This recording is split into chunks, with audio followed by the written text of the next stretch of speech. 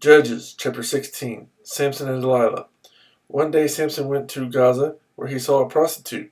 He went in to spend the night with her. The people of Gaza were told, "Samson is here." So they surrounded the place and lay in wait for him all night at the city gate.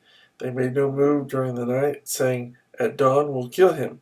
But Samson lay there only until the middle of the night.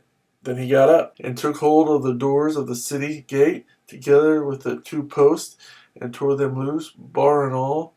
He lifted them to his shoulders and carried them to the top of the hill that faces Hebron.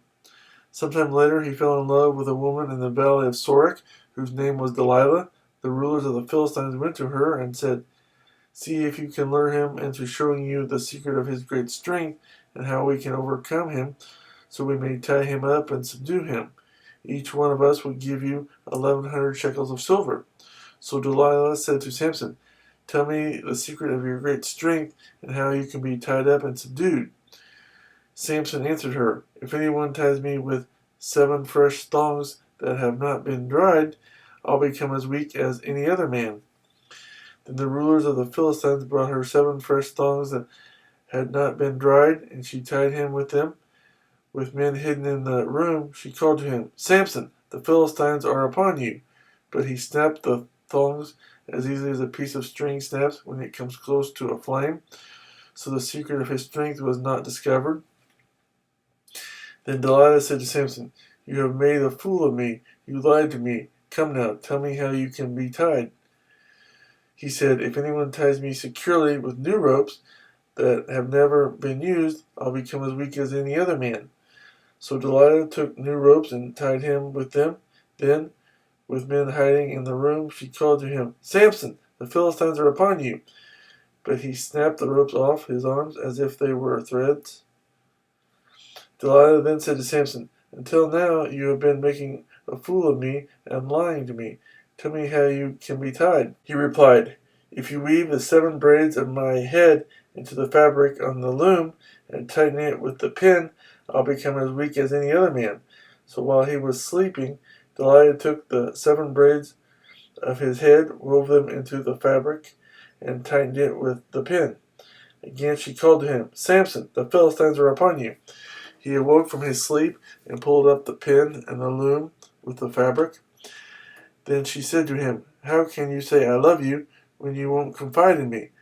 This is the 3rd time you have made a fool of me and haven't told me the secret of your great strength." With such nagging, she prodded him day after day until he was tired to death. So he told her everything.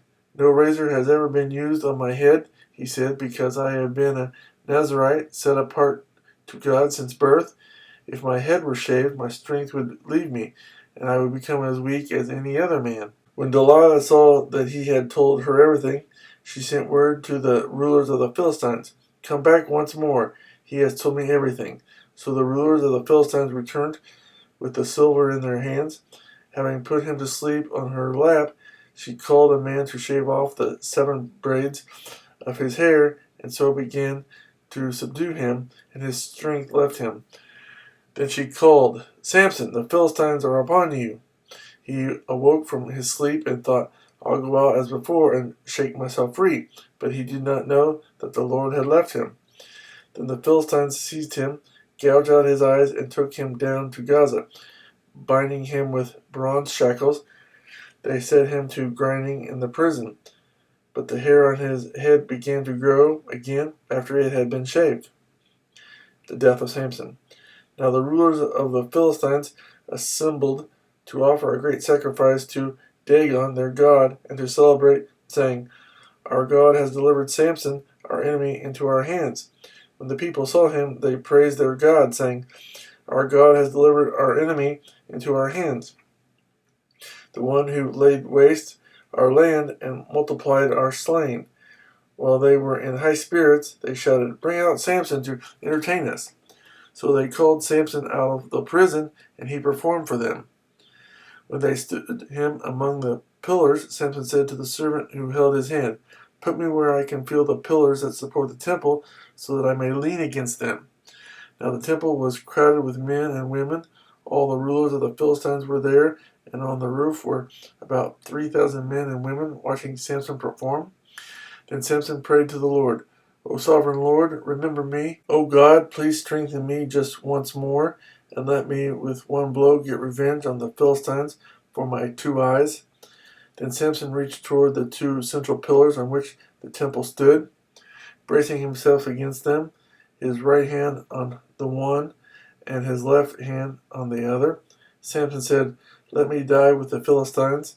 Then he pushed with all his might, and down came the temple on the rulers and all the people in it. Thus he killed many more when he died than while he lived. Then his brothers and his father's whole family went down to get him. They brought him back and buried him between Zorah and Eshtaol in the tomb of Manoah, his father. He had led Israel 20 years.